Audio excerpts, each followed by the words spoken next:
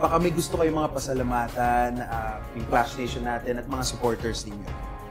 Ako muna, pinapasalamatan ko yung mga sumusuporta po sa akin, lalo na po yung partner ko, syempre yung mga relatives namin, yung mga naniniwala sa akin, yung boss ko, yung lahat po ng mga drag queens ng OVAR Philippines. Thank you very much sa boss ko, kay Daddy Mon, and kay Sir JR Kagimbal. Thank you very much po. And sa lahat po na naniwala at maniniwala po sa akin, at maraming salamat in advance.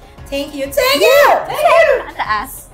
Ay, ako naman, I just wanna thank God, of course, for this opportunity and for the talent. And I just wanna thank Jimmy and the Clash family for believing in me na bigyan ako ng another chance for the season. Kasi 'di ba, sobrang dami naming The Clash na mga contestants.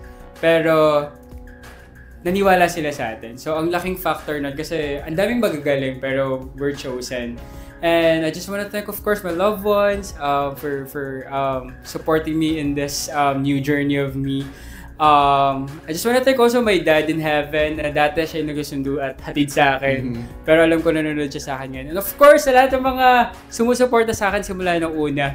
Alam ko for some time natulog yung career natin, like hindi tayo masyado active. Pero this time, ino-offer ko lahat ng mga gagawin ko sa inyo. Sana nagugustuhan niyo yung mga pinapakita ko sa The Clash Arena. Yun lang. Thank you again. Yes. I just want to thank my mom and dad sa pag-support po sa akin. Every time sa may mga contest po, and of course sa mga friends ko and mga nagsusupport po sa akin. And to my inspiration po, thank you for your support.